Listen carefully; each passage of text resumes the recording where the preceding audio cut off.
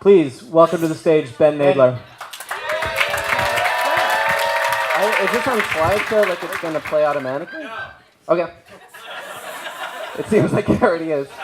I'm going to read some like funny things that kind of sandwiching something that maybe isn't going to go as well, but it's going to like start and end pretty strong, I think.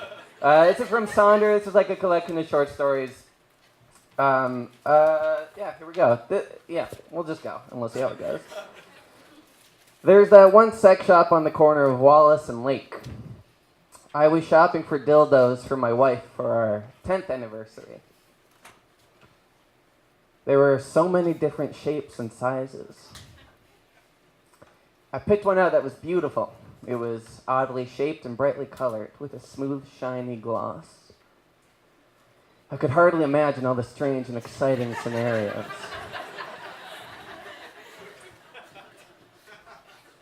But as I was checking out, my life suddenly changed forever. Who walked into the store but Clay Breezy? Oh, you know, Clay Breezy, probably the most famous rapper and style icon of my generation. That's Stud Mag. He whispered something to his bodyguard or whatever, and the guy walked right up to me. Mr. Breezy appreciates your taste in dildos. He wants to know where you found that one. Over there on the bottom shelf. Respect. Clay stood by the door the whole time while the guy bought the same dildo. They left without saying anything else. I think that's a good poster. I'm proud of that. I gotta point that out. That's good. That's good comics. About a week later, I got an Instagram message from Clay Breezy himself. We didn't even exchange information. I have no idea how he found me. Hey man, you want to fly out to LA and be my dildo designer? We'll pay big bucks. I mean, what was I supposed to say? After talking it over with my wife, we decided it would be a good opportunity. I flew out to California the next day. He had me draw up designs for the Sea Breeze line of sensual art objects. They were meant to promote his new album, Impossible. They were all popular, but the crown jewel was a $3,000 masterpiece.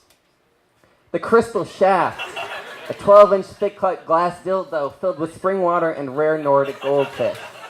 It was all over the internet. Breezy made a ton of money from it, and I got a decent cut. I even started hanging out in his entourage once in a while. I don't need to read, you can read that. But the good times didn't last long. That's also good. I gotta point out when I'm proud of the things I draw. Mr. Breezy? Yeah? Hey, why am I being sued by people using the Crystal Shaft? It was all over the news. Rap star shafted in court. The Crystal Shaft had a plug at the bottom. This allowed for the fish to get fed once a day. Once the fish died, the dildo would then be discarded and replaced if desired. It was meant to be a purely ornamental piece, not for practical use. What happened was people were trying to use it as a functioning sex toy. And then they were too rigorous, the glass would shatter.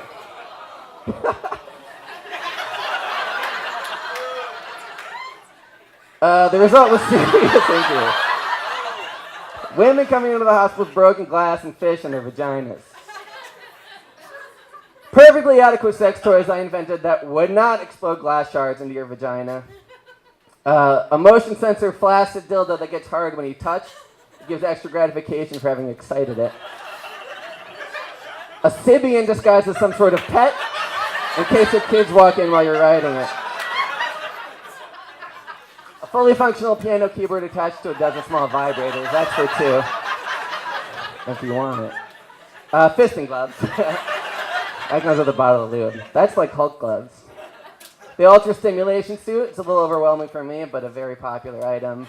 Tiny headphones for your clitoris, attached to a music device that plays Clay Breezy's hit record, Impossible.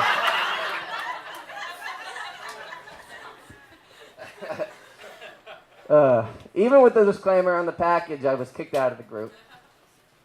I flew back home to my wife and got my old job back.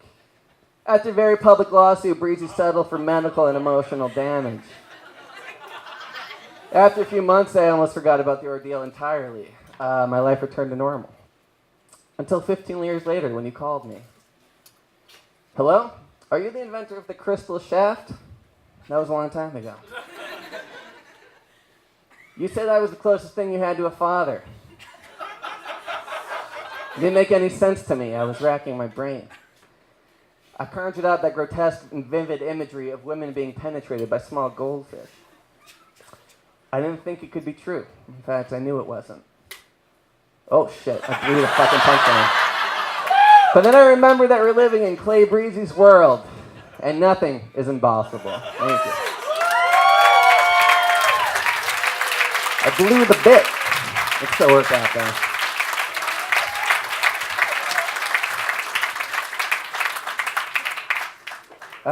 There's so many people here. This is nuts. I'm gonna read. This is like the. This isn't as funny, but it'll still. I don't know. We'll try. This is about. This is a book I'm working on about a fantasy writer. And that's all I'm gonna say. Yeah. Oh, let's go. Yeah, this question is for Desmond H. Lee. In The Broken Lance of Bog Tower, Prince Larmelon mentions to Ophelia that he wants to take her to the Ivory Village after the war is over, but the Ivory Village was destroyed in the Battle of Lilies. Was this an oversight on your part? Well, don't forget that Prince Larmelon was in Gorgon with the sorcerer Palander in the Battle of Lilies, and the royal family swore never to tell him how his brother died, fearing it would destroy the alliance with House Greenbottom. So Ophelia plans to keep that secret from them for the rest of their lives? She's a smart woman. She knows not to let any personal feelings jeopardize important house alliances. Okay, I think we have time for one more question. Yes? Hi, Mr. Lee. I was wondering how you felt about the critical reception of the latest film in the Invisible North franchise, and whether or not it will affect the last book of the series.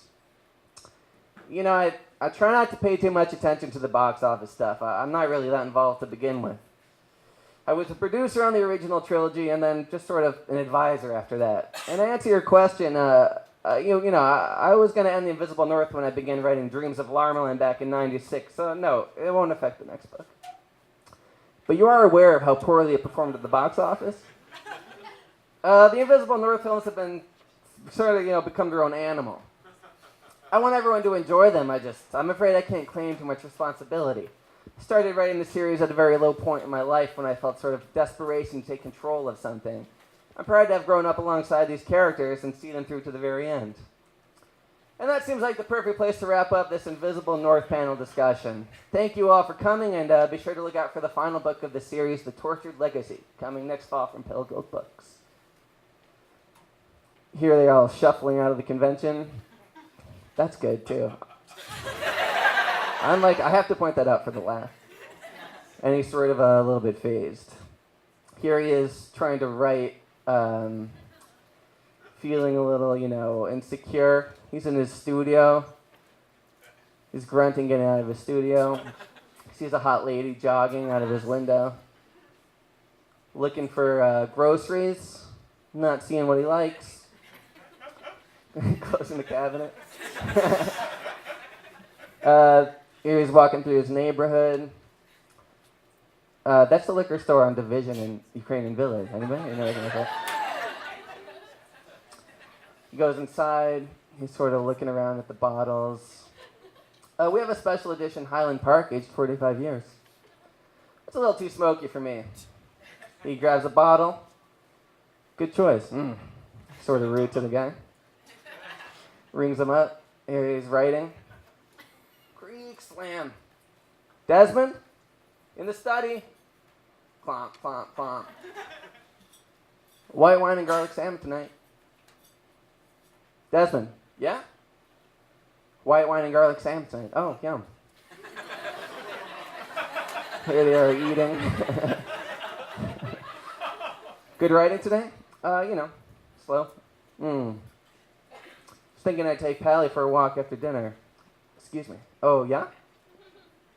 Care to join? Sure. Here they are walking their dog.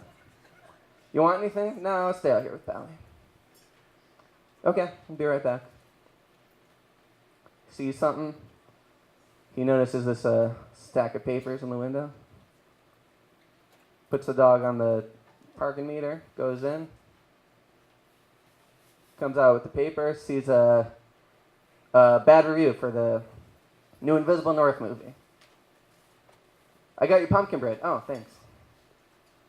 Whatever grounded the original trilogy in its magic realism, from the geopolitical intrigue of the Continental War that threatened to completely dismantle the royal hierarchy, to the interpersonal drama of King Larmelon and his morally bankrupt family, has now become a pandering mess of CGI and tiresome expositional dialogue. Taking the rich and complex characters created in Desmond H. Lee's popular series of books and turning them into superficial cliches. Is that all one sentence? That's a run-on sentence. Look, did you see the movie? No? You made the decision not to be involved anymore, Desmond. I have to focus on writing. Plus, I trusted Gary. We had the same vision. They fired Gary after the trilogy. They replaced him with Michael Donahue. What? They did? Oh yeah, you don't know about this? Why? The trilogy was great. They thought they could get more box office pull after Donahue did Magic Train Kids. Magic Train Kids? Yeah, check it out. This summer, where are you going? One man to save the world will risk everything with the help of his crew. Choo-choo, motherfucker, to bring justice to the tracks. Magic Train Kids, directed by Michael Donahue. The fuck is this? This is the guy directing the Invisible North movies now? The studio wanted somebody who knows fantasy. This isn't fantasy. Gary knows fantasy. This is some kitschy bullshit. Do you want to come back on as a producer? I just want to focus on finishing the books. Just watch the movies before you make a judgment. You can talk to Michael if you want to. I'll set up a meeting. Yeah, right. Talk to Michael. I'll talk to the studio is what I'll do. Get Gary back in the director's chair. Don't talk to the studio. Desmond, don't talk to the studio. There's more to that.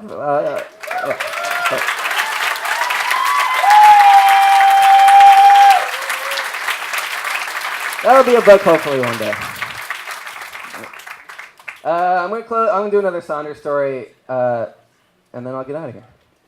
This is from Sonder number 1, which you can buy if I can plug myself.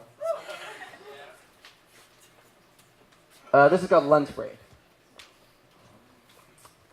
There's a guy playing Minecraft. No, not Minecraft. Minesweeper. Hey, Don, we're going to go to Burrito Village for lunch. You want to come? No, thanks. I'll just grab something from the break room. Okay, weirdo. Hey, Josh. There's little guys in the fridge. We beseech you, human. Make thy request known, so shall you receive the bounty of cold receptacle on this day of our good year. Oh, sandwich? Sandwich. A sandwich, such holy delight which we know to be true. Thank you for allowing the sacred privilege that we may bestow unto thee with honor. What particulars dost thou require on thine creation? Speak, so that we may sacrifice at your will. A turkey? Turkey! Bring forth the flesh of the winged beast, the feathers plucked and the blood sucked dry to strengthen and nourish our holy Lord. Turkey! Oh, thank you. Demand of us another, that we may prove our fealty to you and devote our complete selves to the inception of the one true sandwich. Do you have any Swiss cheese? Swiss cheese! Retrieve the milky curd of the bovine teats, aged and holy as is the image of he who demands our sacrifice. Swiss cheese! Okay, thank you. Make thine holy trinity. One more wish we may grant to complete this great offering. How about an avocado? Gasp. Bwah, bwah, bwah. Make way for his Royal Highness, the Avocado King. I misspelled Highness.